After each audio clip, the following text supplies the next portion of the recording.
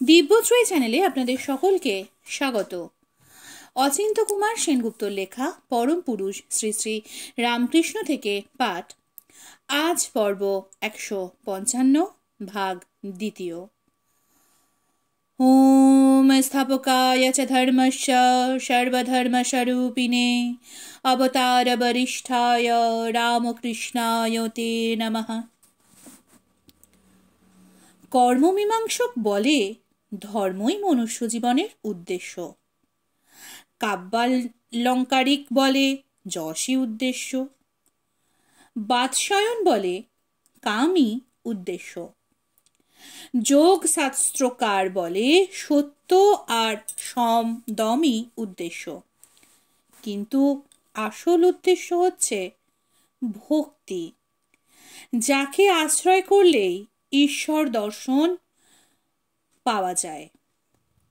ভক্ত পারমেষ্ঠা চায় না, মহেন্দ্রলোক চায় না, কিছু চায় না, শুধু আমাকে চায়, বললেন শ্রীকৃষ্ণ।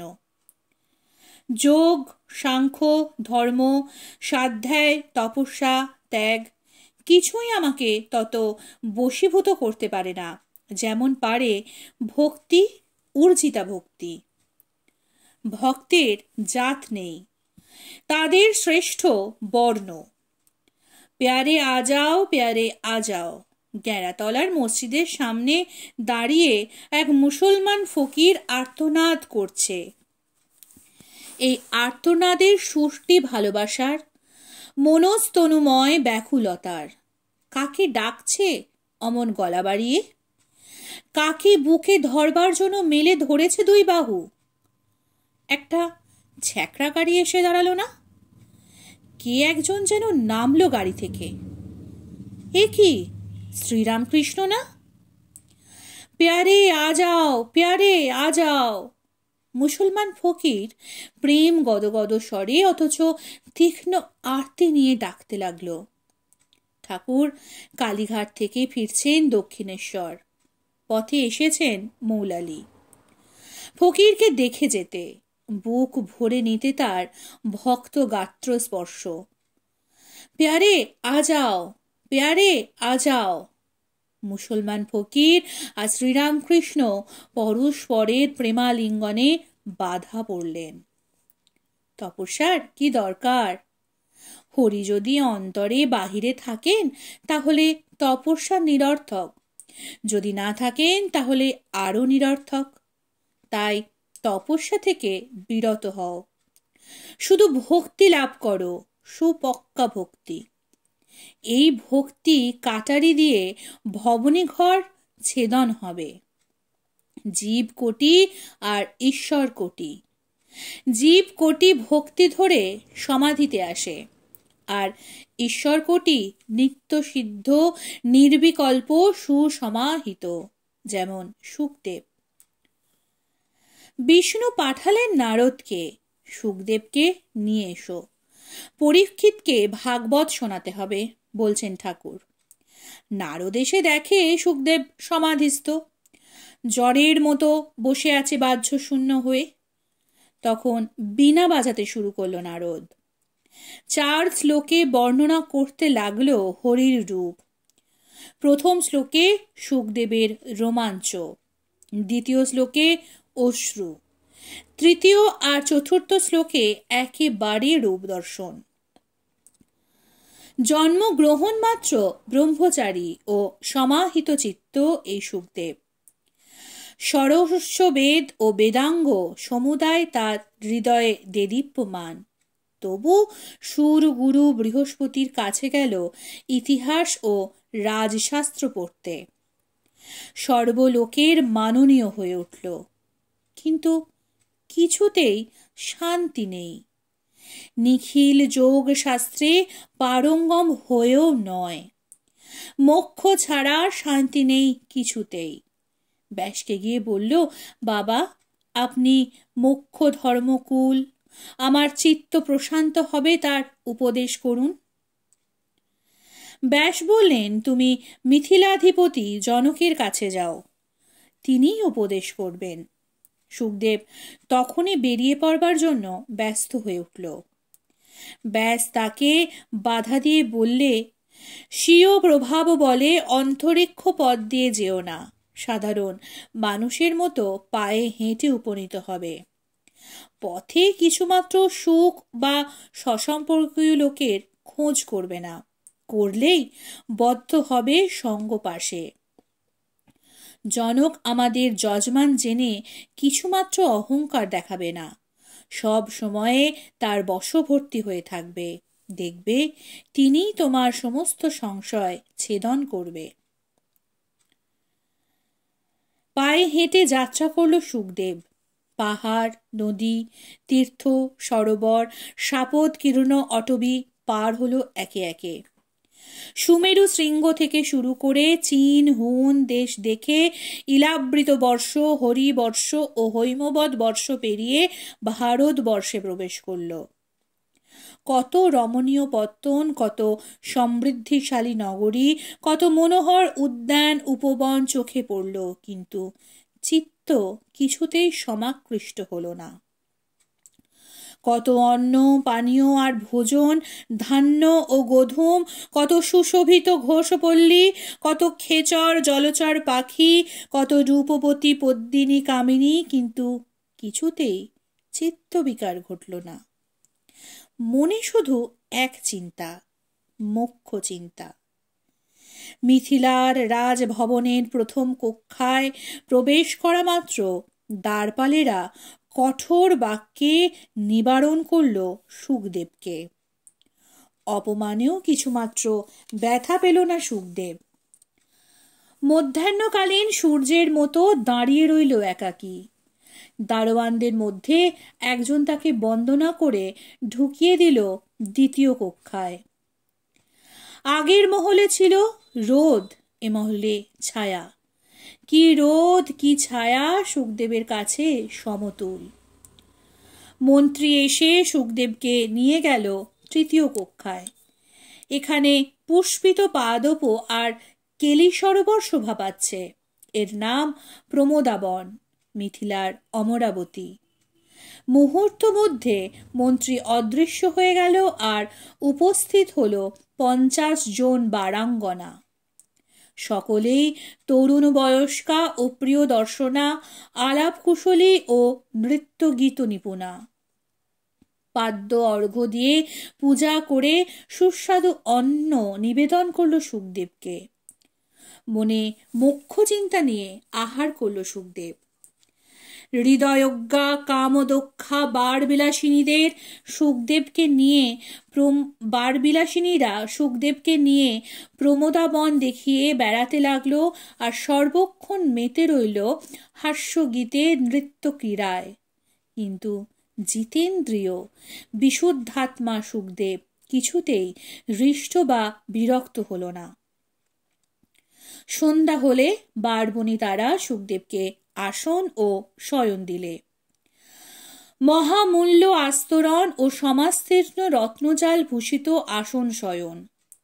আসনে বসে ধ্যান নিরত হয়ে পূর্বরাত্র কাটিয়ে দিল সুখদেব।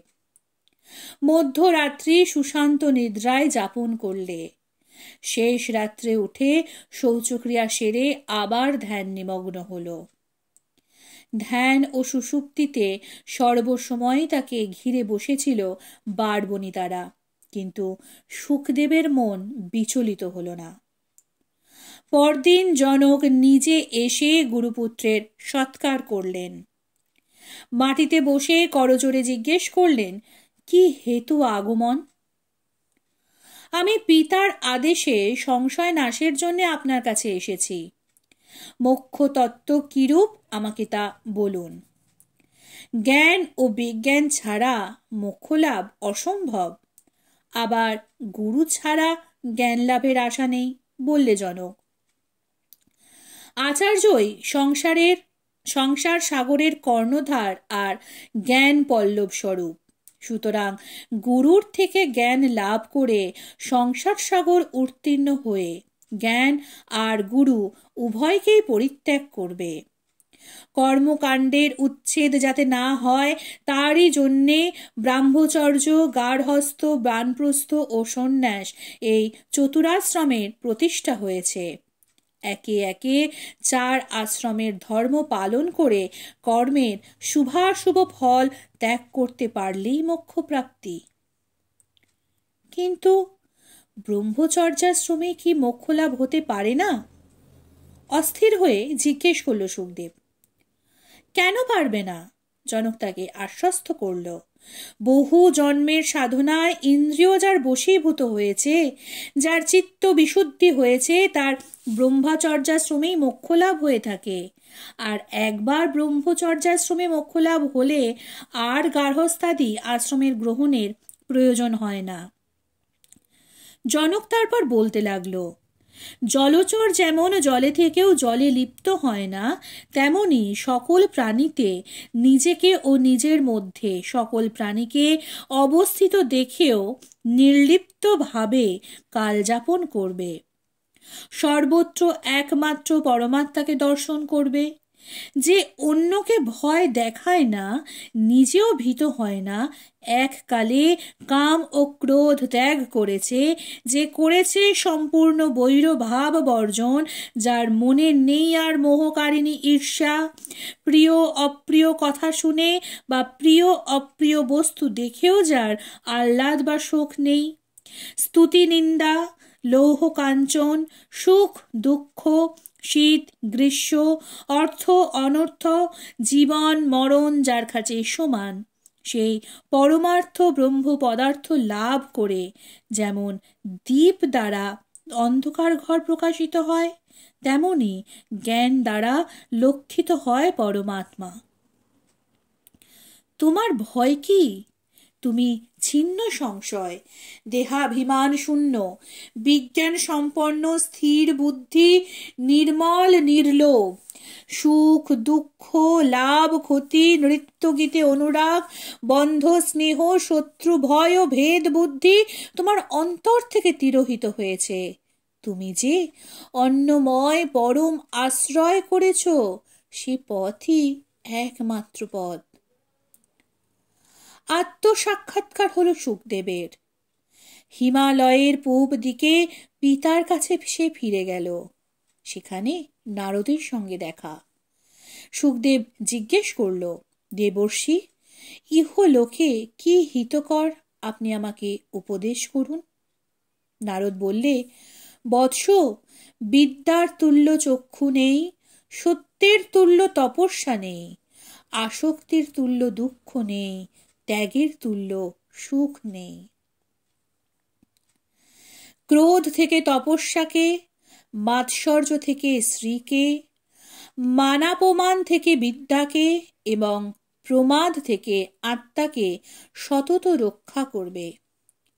আর নৃশংসই পরম ধর্ম, ক্ষমাই পরম বল, আত্মজ্ঞানী পরম জ্ঞান, আর সত্যের সমান পরম আর কিছু নেই। কিন্তু সত্যের চেয়েও হিত বাক্যই বেশি বলবে। আমার মতে যে বাক্য দ্বারা জীবের মঙ্গল হয় তাই সত্য বাক্য। কোনো প্রাণীর হিংসা করবে না, সকলের প্রতি মিত্রতুল্য ব্যবহার করবে। এই দুর্লভ মানব জন্ম পেয়েছ, তবে আবার কার সঙ্গে শত্রুতা? অনৈশ্চর্য, নিত্য সন্তোষ, নিস্পৃহত্ব ও অচাপল্যই পরম শ্রেয়। যে মরেছে বা যা নষ্ট হয়েছে তার জন্য শোক করা মানে দুঃখ থেকে দ্বিগুণতর দুঃখ টেনে নেওয়া। সুতরাং চিন্তা না করাই দুঃখ নিবারণের মহৌষধ। জ্ঞান তৃপ্ত হও। চারদিকে সুরাসক্ত জনতার মধ্যে একাকী অবস্থান করো। সংসার নদী অতি ভীষণ। রূপ এই নদীর কূল, মন এর স্রোত, স্পর্শ এর দ্বীপ, রস এর প্রবাহ, গন্ধ এর পঙ্ক, আর শব্দ এর জলস্বরূপ। আর নৌকো তোমার এই শরীর, ক্ষমা তার ক্ষেপণী, দয়া তার বায়ু, ধর্ম স্থৈর্য, আকর্ষণ রজ্জু। এই শরীর নৌকায় নদী পার হয়ে যাও। তপবলে সংসারবদ্ধ থেকে বিমুক্ত হয়ে অনন্ত সুখ সংবর্ধিনী সিদ্ধি লাভ করো। আর দেখো, যখন দৈব প্রভাবে লোকের দুঃখ আসে, তখন কি পৌরুষ, কি প্রজ্ঞা, কি নীতিবল কিছুতেই তার নিবারণ করা যায় না। তবু স্বভাবত সর্বদা সাবধান থাকবে। জীবিত তৃষ্ণা পরায়ণ দেহ সর্বদাই তার ক্ষয় হচ্ছে। সূর্য নিজে অজর, কিন্তু পর্যায়ক্রমে সমুদিত ও অস্তমিত হয়ে জীবের সুখ দুঃখ জীর্ণ করছে। ইষ্টানিষ্টকে সহচর করে রাত্রিও পালিয়ে যাচ্ছে অন্ধকারে। যে দেখো, ক্রিয়াফল কিছুই তোমার হাতে নেই। তা যদি হতো, তোমার সব বাসনায়, সব উদ্যোগেই তুমি সিদ্ধ করতে পারতে। কত নিয়মধারী কার্যদক্ষ মতিমান লোক সৎ কর্ম থেকে পরিভ্রষ্ট হয়ে ফল লাভে বঞ্চিত হয়। আবার কত নির্গুণ নরাধম মূর্খ উৎকৃষ্ট ফল পায়। কত লোক সর্বদা হিংসা ও বঞ্চনা করেও পরম সুখে কালাতিপাত করে। আর কত সাধু বিবিধ বিচিত্র সৎকর্মের অনুষ্ঠান করেও অসমর্থ ও অকৃতকাম। লোকে রোগাক্রান্ত হয়ে চিকিৎসকের শরণাপন্ন হয়। আবার সে চিকিৎসকও কালক্রমে ব্যাঘ্রপীড়িত মৃগের মতো রোগের কবলে গিয়ে পড়ে। ধন, রাজ্য বা তপস্যা দিয়ে কেউই স্বভাবকে অতিক্রম করতে পারে না। শুধু কামনা নিবন্ধনই নয়, যত ক্লেশ ভোগ।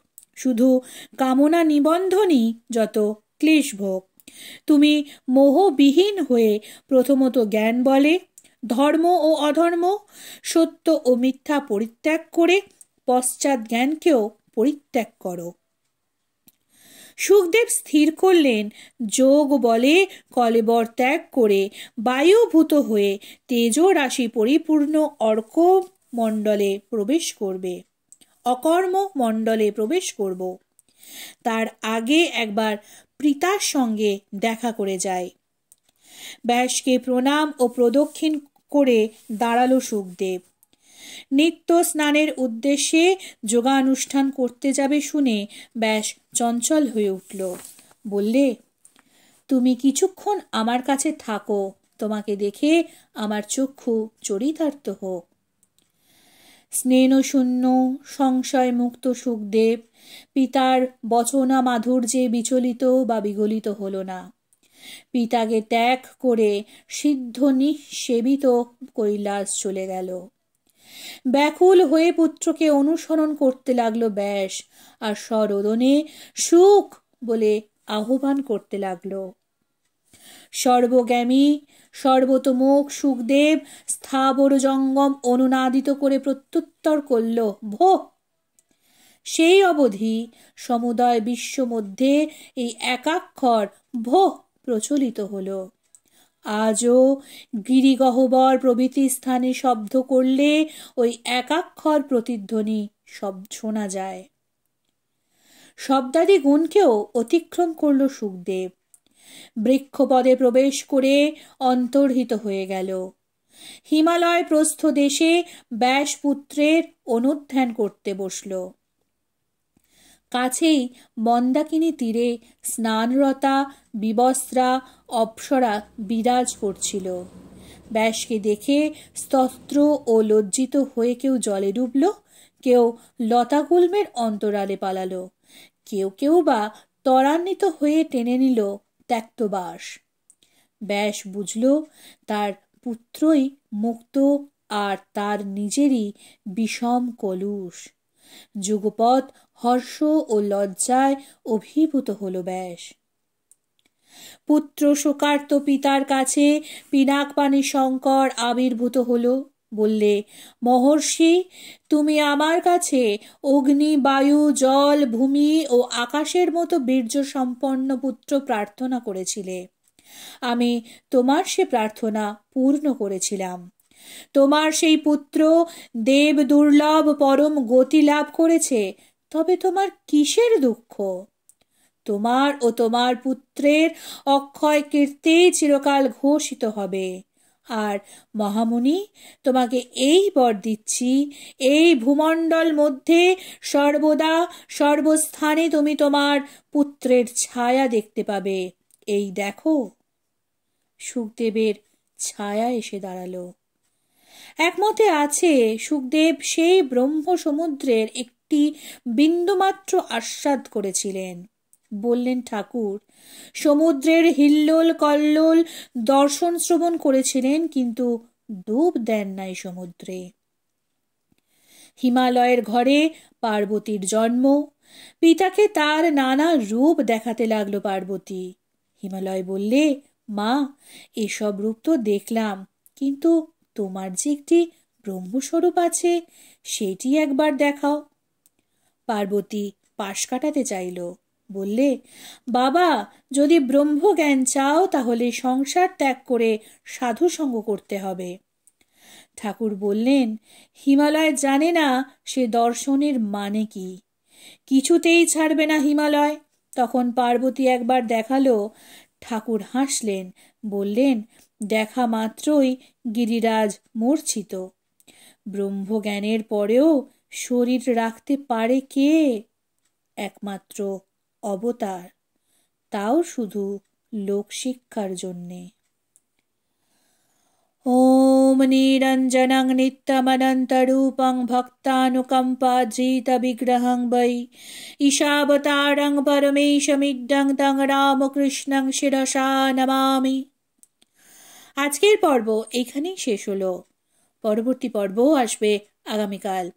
নমস্কার, সঙ্গে থাকুন, সুস্থ থাকুন, ভালো থাকুন। জয় ঠাকুর।